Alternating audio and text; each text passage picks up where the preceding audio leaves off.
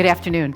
I don't know about you, but I was pretty excited when I listened to that panel. This is my first opportunity, actually, to join the Ohio Roundtable and the Executive Committee. But when I think about the power and the opportunity that this great state has to contribute to the energy needs, the growth, and the opportunities that we have, it is pretty incredible.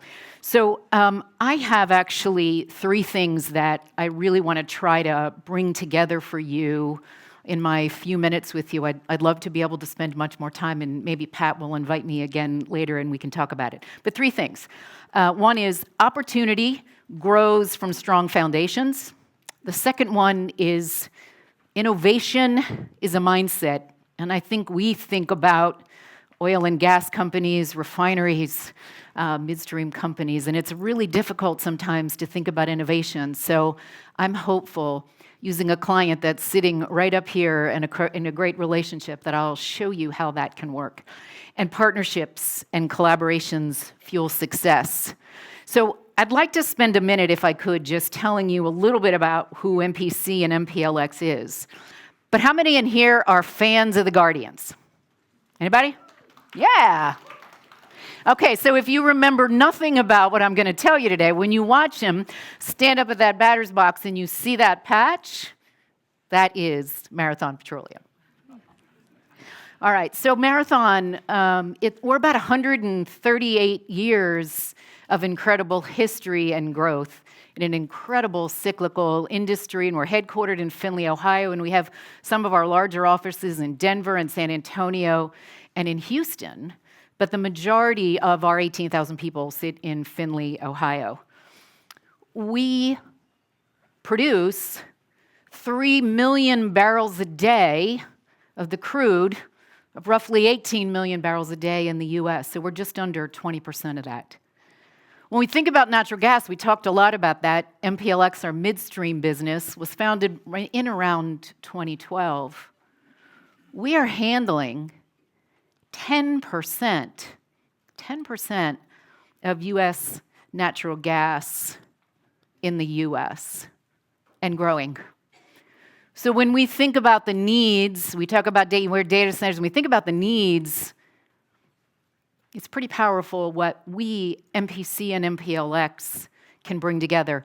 I like to say we're actually two equities, but we're really one company, and I have the great honor and the privilege of leading both of those entities.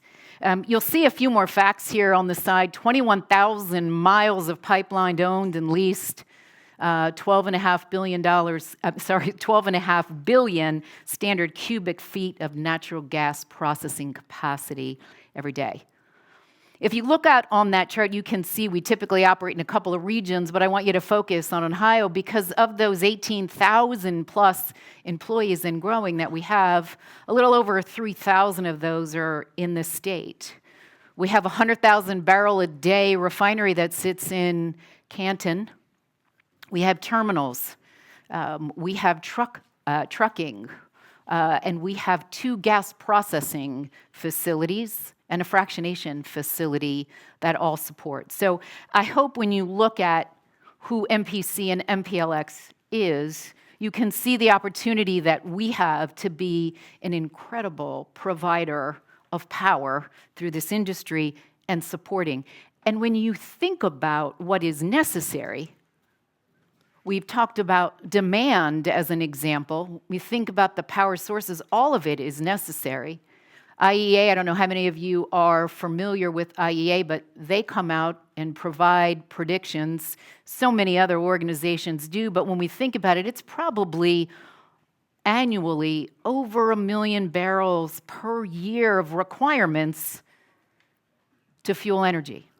They also tell us about the more than 1 billion people who don't have the same opportunities that you and I have, who sit here with power and energy and sources, and that population is growing. And they deserve some of the same benefits, I think, that all of us in this room do. And so I hope you see that as an important piece of what Marathon and MPLX can do.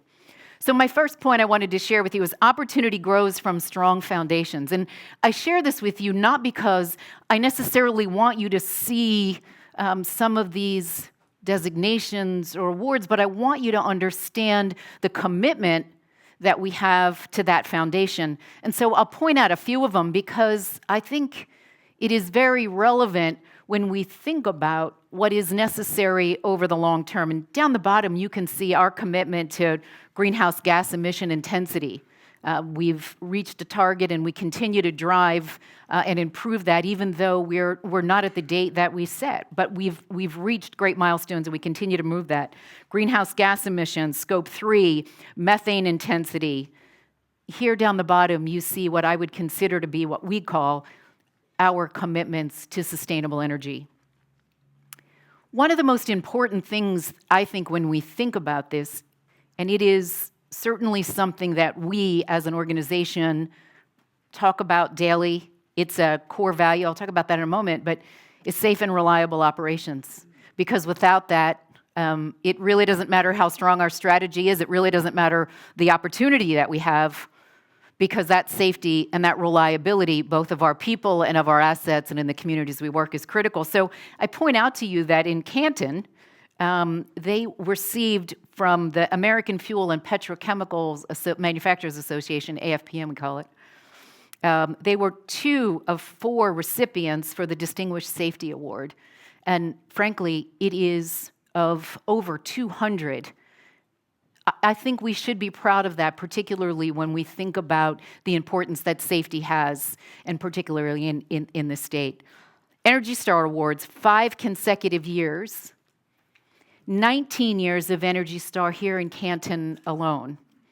I think that's an important statistic. I think we as Ohio residents, I think we who are supporting the initiatives here would want to know that that is a value, and certainly something that we see as a strong and important value. Bluestone, first natural gas plant, EPA challenge for the Industry Star from the U.S. EPA. They did it in a much shorter period of time than what they were expected. I had the great honor of actually being there and seeing the importance of that. And you say, why is that really relevant? But when we think about the things that we need to do to ensure that safety in our industry, I think that is something that you all would want to know, and certainly something that we are proud of, and ensuring that we can continue to do that as we move down the development. These gas processing plants, and when we think about, in the Permian, frankly, we're building our 7th, and similarly when we look in other regions, the strength and the capability of those and the reliability are critically important for power production. So the second piece that I wanted to talk about with you is innovation. And I say innovation is a mindset. You know, I talked about Marathon being a 138-year-old company. And through that, it requires a lot of change.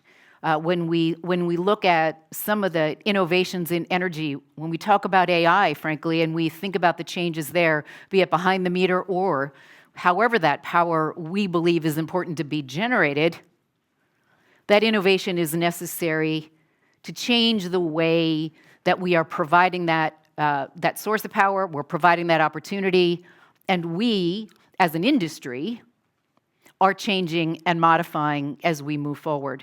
So as a part of that industry mindset, we made a commitment just last year, part of our core values. This is how we think, this is how we believe. These are, of the 18,000 people that we have in our company, these are the things that they get up every day and support. And so I'll point out to you that we're trying to link excellence, if you will, to innovation. And excellence is not meant to say what we're striving for is perfection. Although I will always say we certainly don't want to repeat the same challenge or the same mistake twice. But that excellence is really saying, how do we find those opportunities? Where are we trying to improve? Where is that opportunity to change those outcomes in a way that's beneficial? And if I can link that excellence and that innovation for you, I'd like to give you an example for here coming from Ohio. So I don't know how much, when we think about the Utica Shale, most of you are familiar with the Utica Shale. Really prolific, really important for Ohio and for Pennsylvania. One of the challenges of the Utica Shale is it produces condensate. But that condensate for refineries like Canton, Ohio, is very important because it's a low-cost feedstock. And if it's a low-cost feedstock, the benefit is ultimately for the consumer. But it needs to be processed. So in order to be able to do that, we took teams that looked at refurbishing equipment, terminals, other pipelines, other collaboration that needed to be done in order to be able to process this condensate. And in so doing, we actually started in 2011. We had one truck. Today, actually, we are handling 70% of the condensate. And you say, well, why is that important? Because if we all agree from our earlier conversation, and I think maybe Hardy might talk a bit about this when he comes up here, we've increased in just a year 50% of natural gas production in this region. And it's because of that collaboration and that innovation that has really allowed us to do that.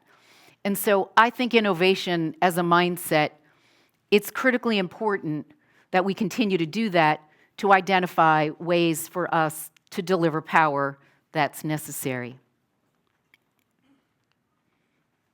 I'll go to the last one.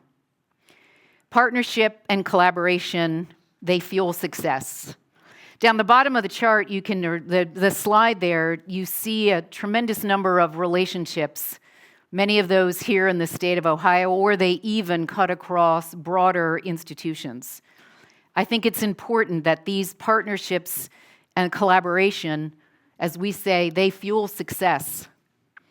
The development of our employees.